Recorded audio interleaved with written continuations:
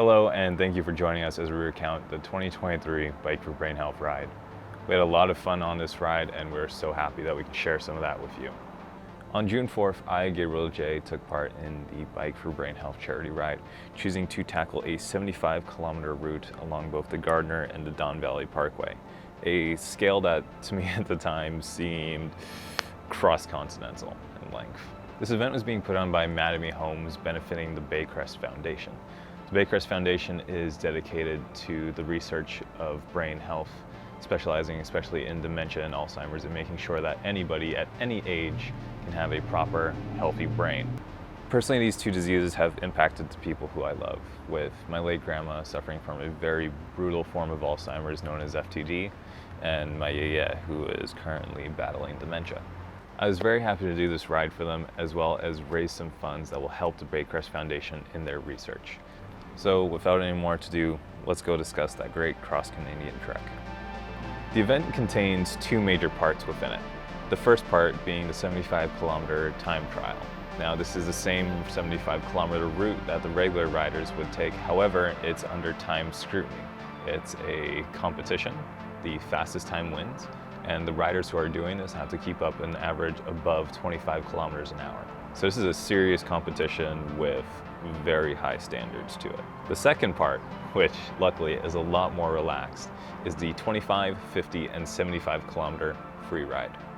This is where all of the other riders will be riding along the Gardner and the Don Valley Parkway. Those who have chosen to do the longest route will take an extra lap, and those who have done the shorter route will just continue back towards the Gardner and back into downtown towards the Expedition Center. No matter the distance, all of the non-timed riders depart and share the road at the same time.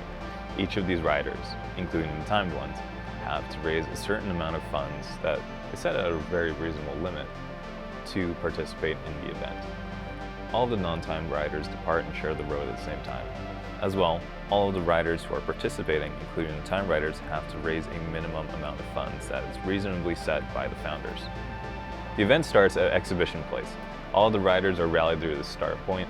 There's some MCs there, as well as a nice band who kept everyone nice and entertained.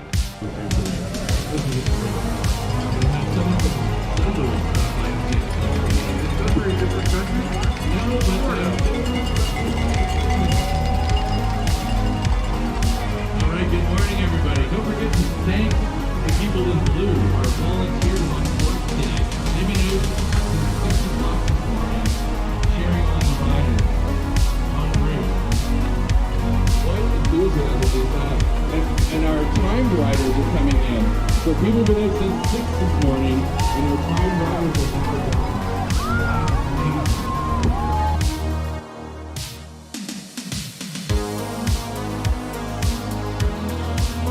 We have just started, we've gone on our way. We have left Exhibition Place and we're getting rolling.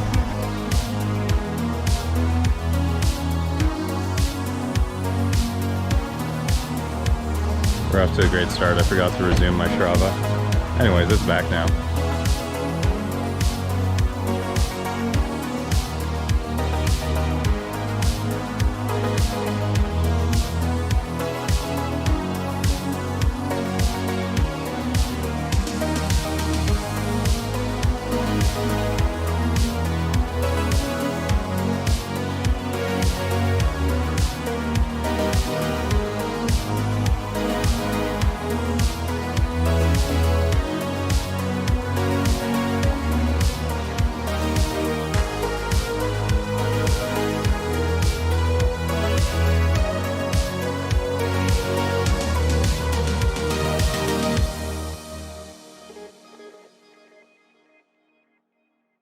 From there, we continue on to the on-ramp of the Gardner, and here we were let out in heats as not to clog up the entire roadway. Although, if you're familiar with the Gardner, that's something that the Gardner is very familiar with.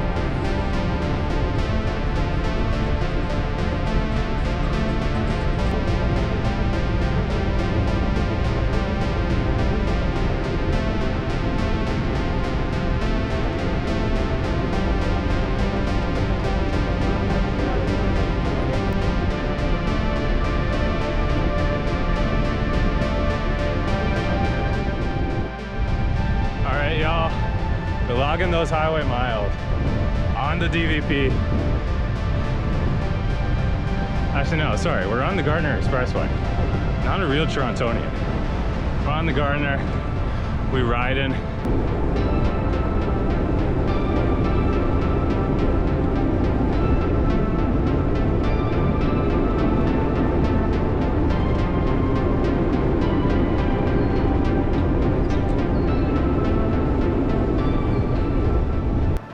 The first bout of riding was very smooth sailing, with people finding their pace and enjoying the views.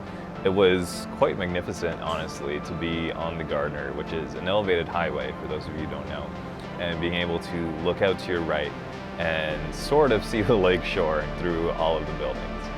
You got these quick little glimpses of it, like watching a very old-time cinema reel at like 8 frames per second, and you can see the shutter moving throughout, and you just get this very nice, majestic view of the lake shore. Although small, narrow views of it, still nice.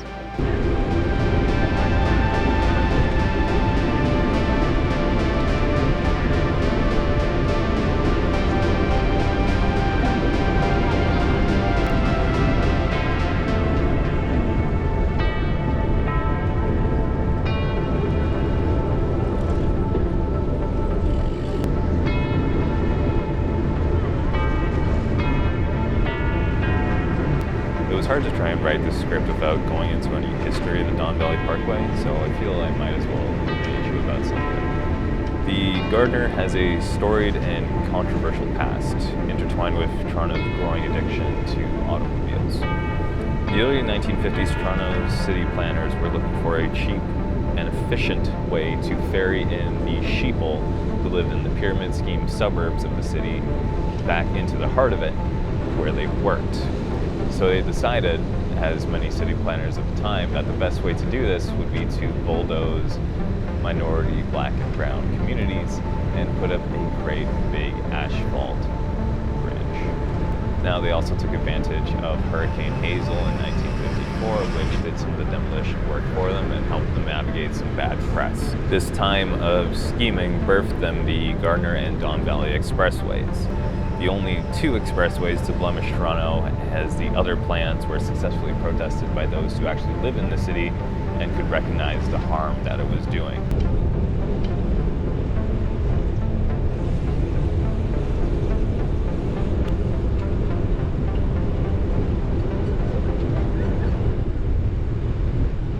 With all that being said, the conditions on the Gardner were mediocrely optimal. The Gardner is infamous for being laden with potholes and debris. The only advantage being that on a bike, you can navigate those somewhat easier. But it did not go without hitting a few of them. When my eyes weren't so focused on the dangerous ground below me, I was able to glance up and actually enjoy the view of the city that was around me. From the CN Tower to the Sky Dome to the glimpses of the lake shore, you really did get a sense that you were being transported through this city, seeing all of its storied accomplishments.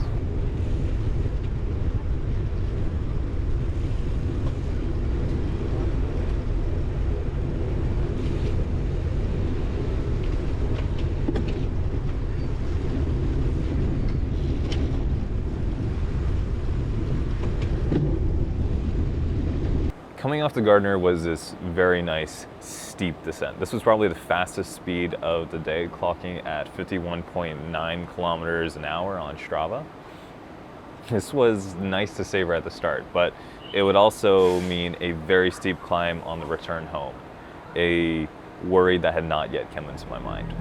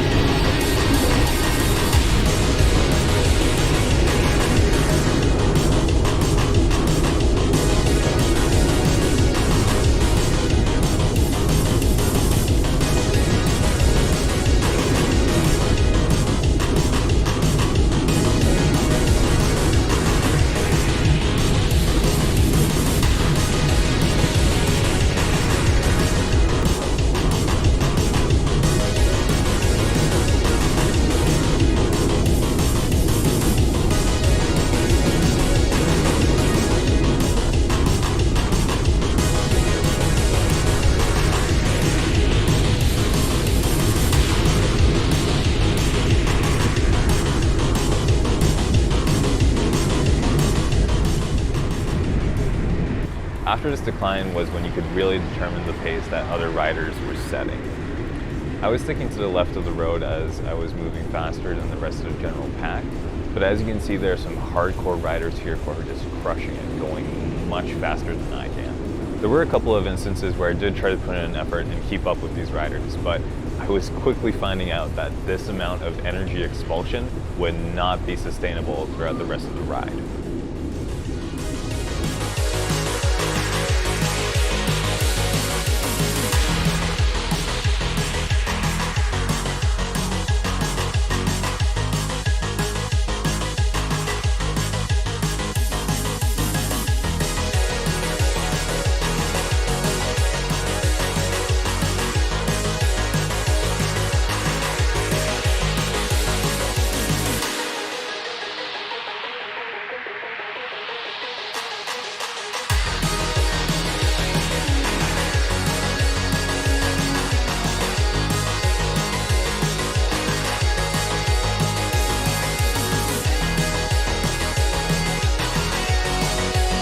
It was at this point that I really had to tell myself that I need to take things at my own pace and take it easy.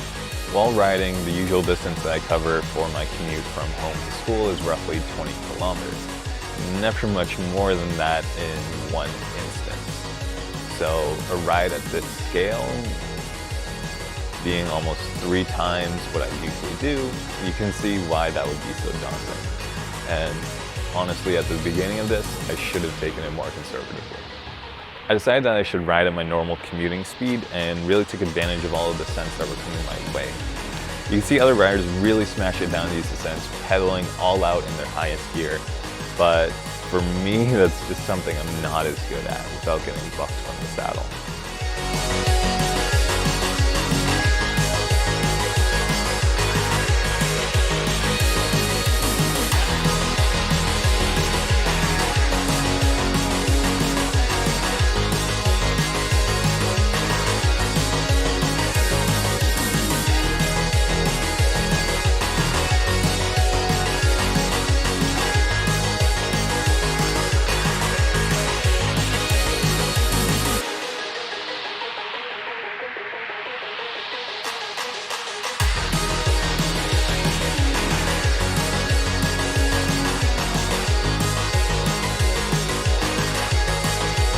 All that being said though, I am maximizing the amount of speed that I can get in coasting through.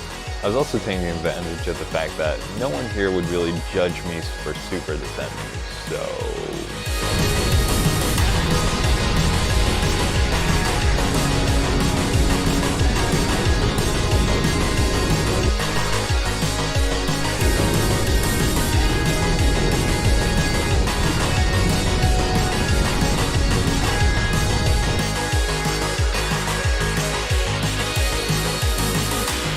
Biking on the DVP was quite interesting, as I've had the privilege of walking or hiking some of the trails beside it.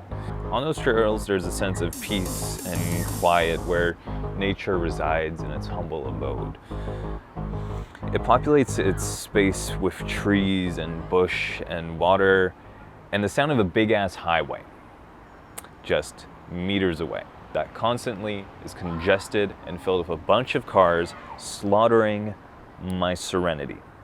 But anyhow, I could see those pass from atop the DVP, and I could see how small they seemed beside the massive slab of asphalt.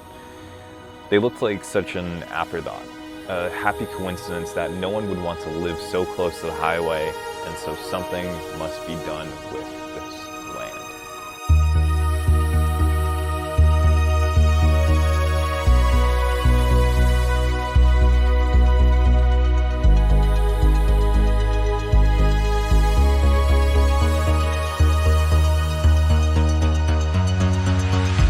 The good thing about the DVP is that it follows the Don Valley River, whose gentle curves lend to an interesting and enjoyable ride. There's nothing like a straight, endless line of highway to make you zone out and wish to kiss the pavement, so I was glad for these subtle bends and curves that were guided into this road.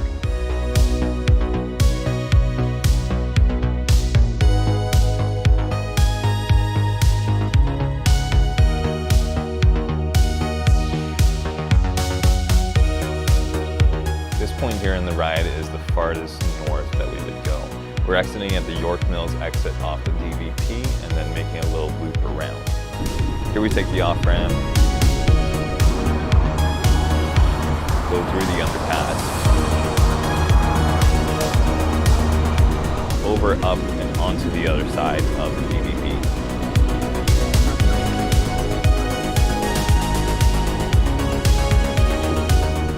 Coming up from here was the first rest area, and what I hoped was the midway point of the ride. I hopped off my bike to give it a little wander around, but it was quite crowded here, so I decided heading back onto the road was probably the best bet for me. Each of these rest stops has a little food area, water refill station, as well as a mechanic spot. There's also a first aid station, of course, as well as a couple of course marshals who are there to provide first aid on the road.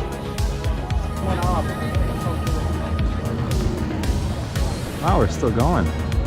Good shit. I hopped back on my bike and it was due south for me. For the most part, we continued down the same stretch of highway just on the opposing side until we branched off from the DVP. From here, we took a nice turn through some offshoots of the highway that brought us around the Bloor Castle Frank area. This section was a nice variety of off and on ramps to give us a nice change of pace as well as some livelier climbs. There we go. All right, hopping back on, we're at the halfway point. Got the rest of it to go and it's all good.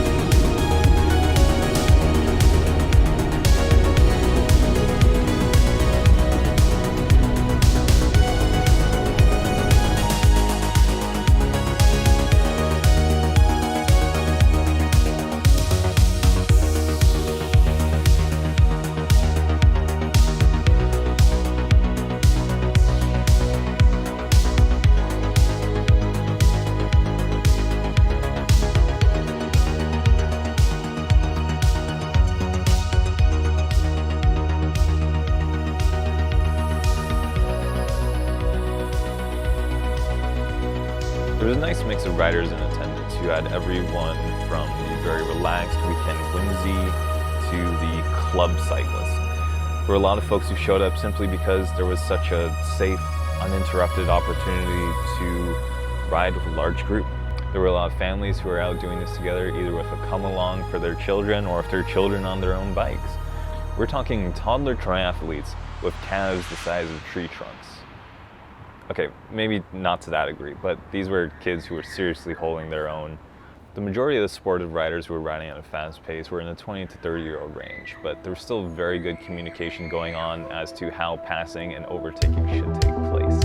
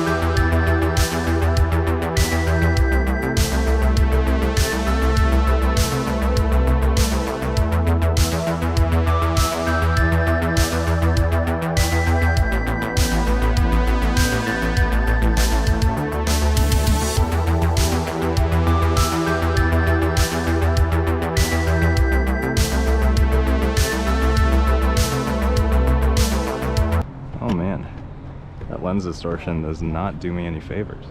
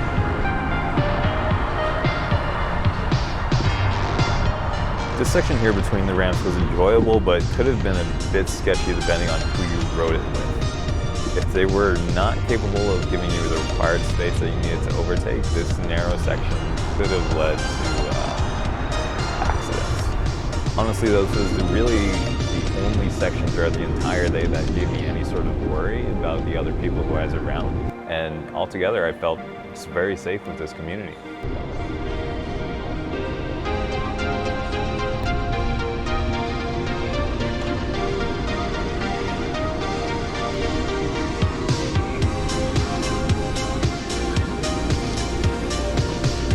And from there, it was just a nice straightaway down to this very, very significant fork in the road.